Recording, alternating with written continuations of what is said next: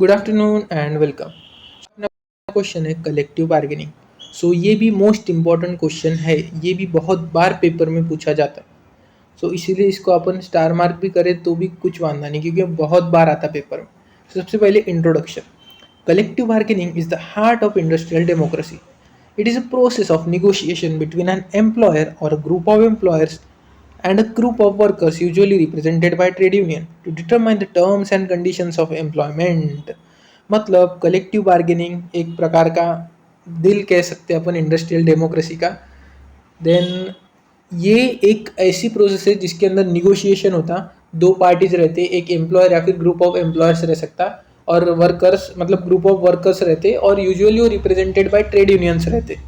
सो किस लिए होता है ये? To determine the terms and conditions of the employment. मतलब एम्प्लॉयमेंट के टर्म्स एंड कंडीशंस डिसाइड करने के लिए या निगोशिएट करने के लिए, या फिर कुछ हो जाए एम्प्लॉयमेंट के दौरान तो उसको भी सॉल्व करने के लिए निगोशिएशन होता, तो वो कलेक्टिव बार्गेनिंग बोला जाता। सो आप सिंपली समझो कि एक रहता बार्गेनिंग, मतलब अपन जाते किसी चीज़ को खरीदना है अपने को फॉर एग्जांपल, तो अपन अकेले बार्गेन करते, तो सिंपल बार्गेनिंग के अंदर आता। लेकिन जब अ ग्रुप ऑफ पीपल एक चीज़ के लिए बार्गेन कर रहे हैं तो वो कलेक्टिव बार्गेनिंग के अंदर आता।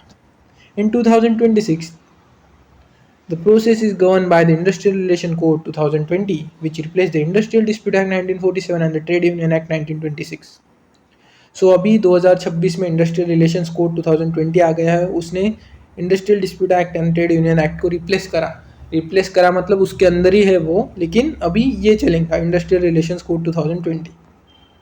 The core concept philosophy of collective bargaining is based on the strength in numbers.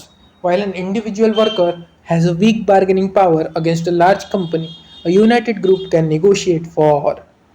तो सबसे पहले एक बंदा एक वर्कर अगर बार्गेन भी करने जाए तो उसको ऐसे टाल देगा एम्प्लॉयर, अरे हट हट, कुछ मतलब उसका सुनेगा भी नहीं। लेकिन उसी जगह बहुत सारे वर्कर्स एकजुट होके जाए तो एम्प्लॉयर को सुनना ही पड़ेगा। इसीलिए ये कलेक्टिव बार्गेनिंग बेस है स्ट्रेंथ इन नंबर्स में, मतलब नंबर्स ज़्यादा होना, देन कलेक्टिव बार्गेनिंग इफिशिएंटली होंगी। किसके लिए निगोशिएट होता? सबसे पहले होता वेजेस एंड अलाउंसेस, पे scales, bonus and over time rates.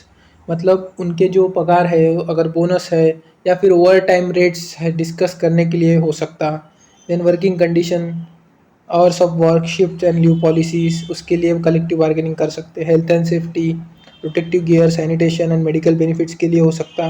Disciplinary procedures, fair rules for suspension और टर्मिनेशन। सिंपली आपको बस याद रखना है कलेक्टिव बार्गेनिंग मतलब क्या, जिसमें ज़्यादा से ज़्यादा नंबर एक साथ जाके एक ही चीज़ के लिए बार्गेनिंग कर रहे। ये तो उसमें employer and group of employers भी हो सकता है, एम्प्लॉयर भी हो सकता है, ग्रुप ऑफ वर्कर्स या फिर ट्रेड यूनियन भी हो सकता है। किसके लिए? To decide terms and condition of employment. उसके अंदर क्या क्या आता है? सबसे पहले आता है वेजेस एंड अलाउंसेस के लिए कलेक्टिव बार्गेनिंग कर सकते, वर्किंग कंडीशन के लिए कर सकते, हेल्थ एंड सेफ्टी के लिए कर सकते, डिसिप्लिनरी प्रोसीजर्स के लिए कर सकते। देन उसके अंदर ये सब आता है, सॉरी, पे स्केल्स वगैरह, hours of work, protective gear and fair rules for suspension. Then new statutory framework, recognition of unions.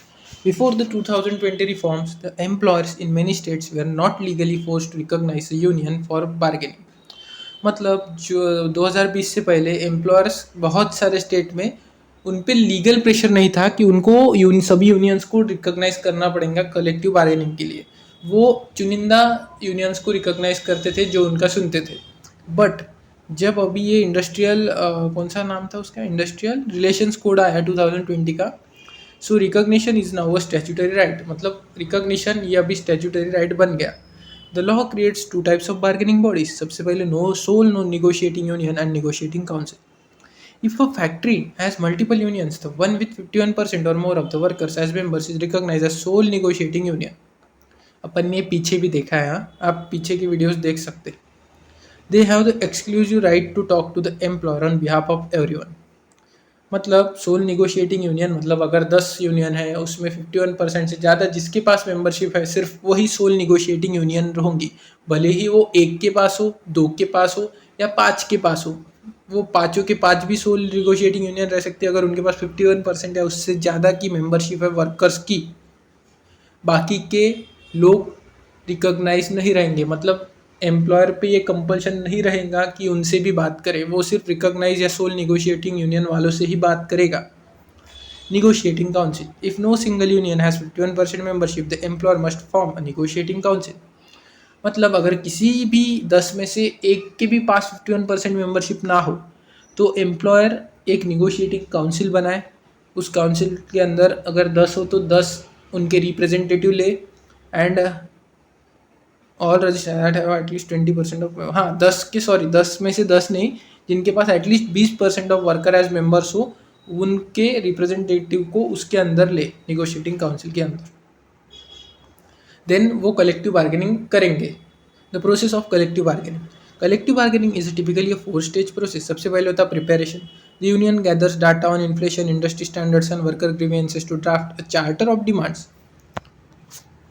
So first होता प्रिपेरेशन, यूनियन गैदर करती पूरा इन्फ्लेशन डाटा, इंडस्ट्री के स्टैंडर्ड्स एंड वर्कर के क्या problem है। Then charter of demands बनाते वो, उसमें उनके पूरे मांगे लिख देते। Then negotiation, both parties meet to discuss the demand, this involves give and take concessions.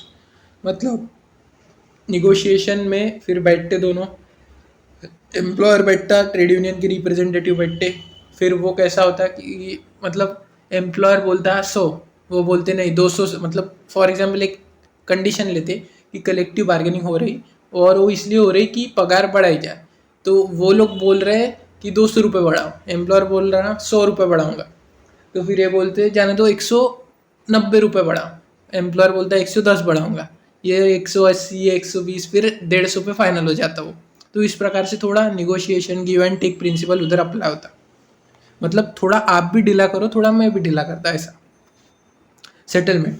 If an agreement is reach, a memorandum of settlement is sine, this is legally binding on both the employer and all workers even those not in the union. मतलब preparation, then negotiation and आखिर में settlement होता। Settlement होने के बाद memorandum of settlement बन जाता और वो साइन हो जाता। देन ये अभी लीगली बाइंडिंग रहेगा एम्प्लॉयर पे भी और सभी वर्कर्स पे जो ट्रेड यूनियन का हिस्सा भी ना हो उन पे भी। Implementation, the terms of settlement are integrated into workers contract for a fix period usually 3 to 5 years। After settlement उसका इम्प्लीमेंटेशन हो जाता है, उनके कॉन्ट्रैक्ट में ऐड हो जाता है for fix period, usually 3 to 5 years रहता हो। So process of collective bargaining, preparation, negotiation, settlement, implementation. बाकी इसमें मन से तो आप बहुत सारा लिख सकते हैं। देन आता है when bargaining fail, strikes and lockouts. मतलब ऐसी कंडीशंस रहती है कि जिधर कलेक्टिव बार्गेनिंग फेल हो जाती। If negotiation reach deadlock, the law provides for pressure tactics, but with strict regulation in 2026। मतलब कलेक्टिव बार्गेनिंग करते वक्त निगोशिएशन का यूज़ किया, लेकिन उससे डेडलॉक क्रिएट हो रहा कि ना मालक सुन रहा ना ये लोग अड़ रहे, मतलब दोनों भी अड़ गए।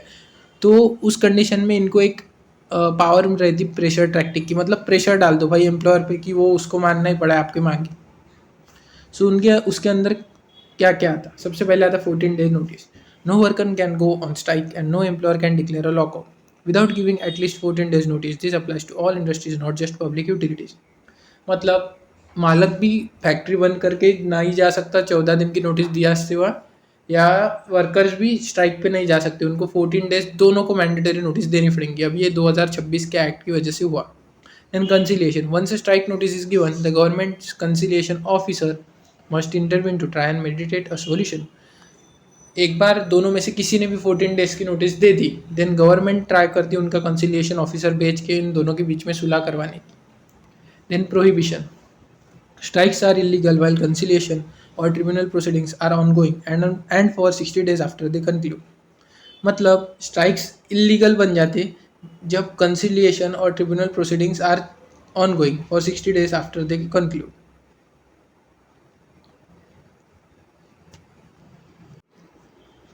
इन शॉर्ट ये लाइन का कहना ये है कि जब कंसिलिएशन या ट्रिब्यूनल प्रोसीडिंग चल रही हो तो उस वक्त आप अगर स्ट्राइक करेंगे तो इलीगल मानी जाएंगी, एंड वो ख़त्म होने के बाद भी 60 days के अंदर अंदर आप स्ट्राइक नहीं कर सकते, वो भी इलीगल मानी जाएंगी। सो ये हो गया व्हेन बार्गेनिंग फेल्स। देन आता unfair labour practice. To ensure bargaining happens in good faith, the industrial relations code prohibit certain actions as unfair labour practices. So कौन से एक्शंस प्रोहिबिट करता बार्गेनिंग गुड फेथ में होने के लिए? By employers देखते पहले, interfering with union formation, victimising workers for union activities और refusing to bargain with recognise union.